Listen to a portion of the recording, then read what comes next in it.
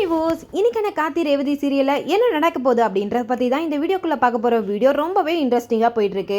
இது பக்கம் பார்த்தீங்கன்னா நம்ம கார்த்திக்கிட்ட வந்து நம்ம சமுடிச்சரி மிரட்டுறாங்க. இந்த மாதிரி ரேவதி கிட்ட நீ உண்மையை சொல்லக்கூடாது, அப்படி மட்டும் நீ உண்மையை சொன்னீன்னா அந்த கழுத்தில் நீ ரேவதி கழுத்தில் கட்டுற தாலிக்கு அந்த நேரம் அப்போ வந்து என்னோட கழுத்தில் இருக்க தாலி இறங்கும் அப்படின்னு சொல்லிடுறாங்க. இதை பார்த்துட்டு நம்ம கார்த்தி என்ன பண்ணுவாங்க, நம்ம மாமாவோட உயிருக்கு எதுவும் ஆகக்கூடாதுன்னு சொல்ல மாட்டாங்க. ஆனால் கடவுள் இருக்காரு அப்படின்றத இப்போ பார்த்தீங்கன்னா நம்ம ரேவதிக்கு அவங்க ஹஸ்பண்டுக்காக வாங்குற பைக் ஸ்டோர் ரூம்லேருந்து இப்போ ஒரு கால் வருது.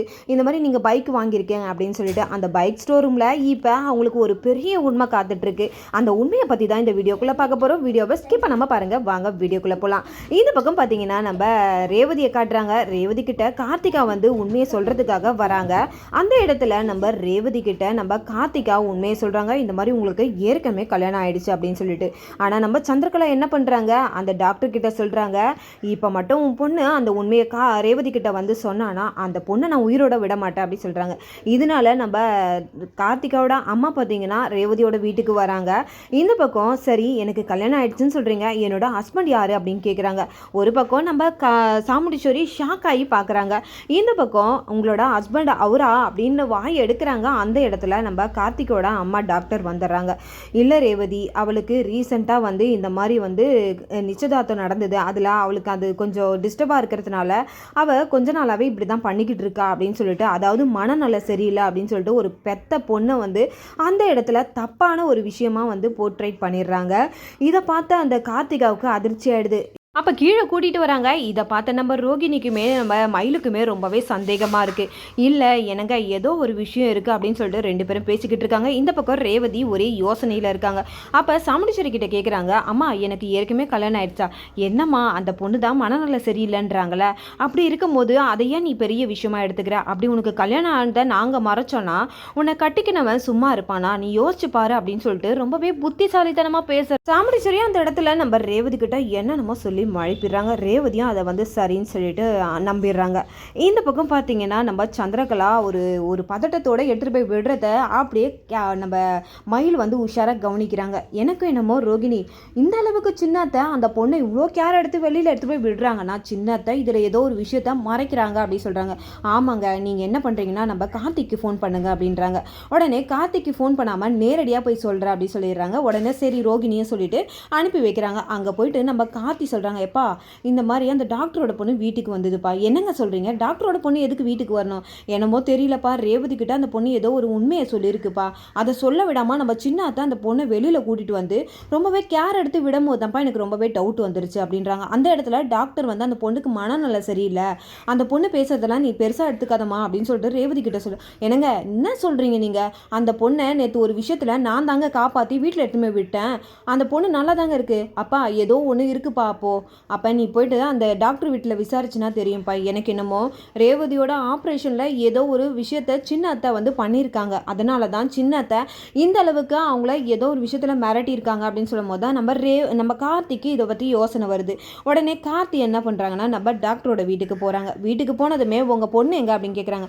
என்ன கார்த்தி போனதுமே கொஞ்ச நேரத்துலேயே திருப்பி வரீங்க, என்னங்க உங்கள் பொண்ணு எங்கே அதை சொல்லுங்கள், என் பொண்ணு கொஞ்சம் டிஸ்டர்பாக இருக்காப்பா, நேற்று நடந்த சம்பவத்தை வச்சு அவள் கொஞ்சமே மென்டலாக டிஸ்டர்பாக இருக்கா, போதுங்க நீங்கள் சொல்கிற டாமாவெல்லாம் மற்றவங்க வேணால் கேட்பாங்க, எனக்கு ஒன்றும் அறிவு இல்லாமலாம் எனக்கு இல்லைங்க, நேற்று வரைக்கும் நல்லா இருந்த பொண்ணு இன்றைக்கி எப்படிங்க மனநல சரியில்லாமல் இருக்குதுன்னு சொல்லுவீங்க, நீங்கள் என்ன நினச்சிக்கிட்டீங்க, ஏதோ ஒரு விஷயத்த மறைக்கிறீங்கன்னு மட்டும் தெரியுது, எவ்வளோ பெரிய விஷயத்த நீங்கள் மறைக்கிறீங்களோ அவ்வளவோ உங்களுக்கு தான் ஆபத்து அப்படின்னு சொல்லிட்டு நம்ம கார்த்தி வந்து டாக்டர்கிட்ட பேசிக்கிட்டே இருக்கும்போது இதை பார்த்தீங்கன்னா நம்ம கார்த்திகா உள்ளே இருந்து கவனிக்கிறாங்க. கவனித்ததுமே உடனே கதவு தட்ட ஆரம்பிக்கிறாங்க. அண்ணா நான் இங்கே தான் இருக்கேன், வாங்கண்ணா வாங்க தட்ட ஆரம்பிக்கிறாங்க. இதை பார்த்த கார்த்தி அப்படியே உடனே மேலே போகிறாங்க. மேலே போயிட்டு கதவை திறந்து விடுறாங்க. உடனே நம்ம கார்த்திகா வெளியில் வந்து என்ன உண்மைமா, நீ ரேவதி கிட்ட சொன்னதெல்லாம் உண்மையா அப்படின்னு கேட்குறாங்க.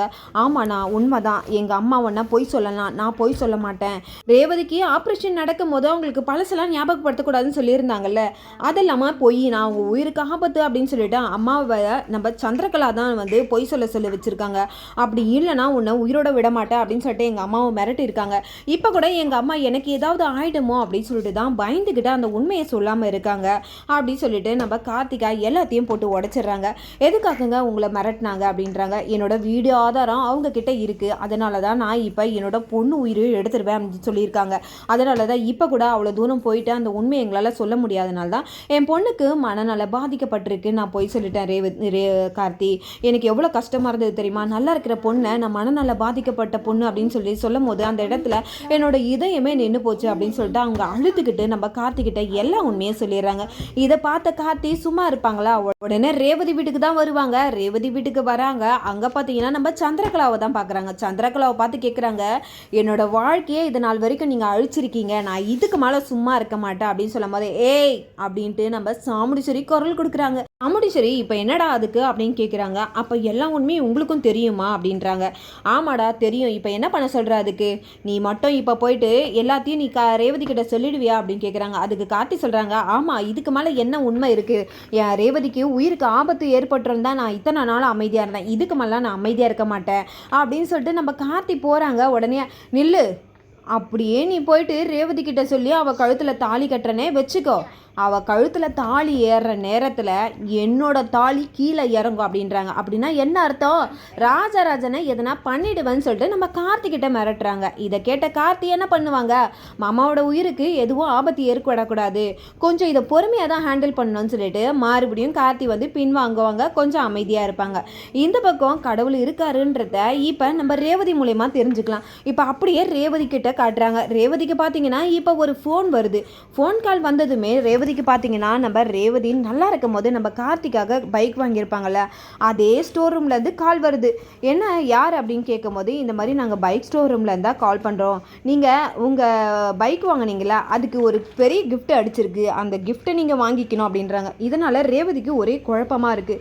நான் எதுவும் கிஃப்ட் வாங்கலையே. இல்லை மேடம் உங்கள் பேர் தான் இருக்குது அப்படின்றாங்க. இல்லை நான் எதுவும் நீங்கள் தப்பாக ஏதோ பேர் வந்து இது பண்ணுறீங்கன்னு நினைக்கிறேன். இல்லை மேடம் உங்கள் பேர் தானே ரேவதி அப்படின்றாங்க. சரி அட்ரஸ் சொல்லுங்கள் அப்படின்னு சொல்கிறாங்க. உடனே அட்ரஸும் சொல்கிறாங்களா?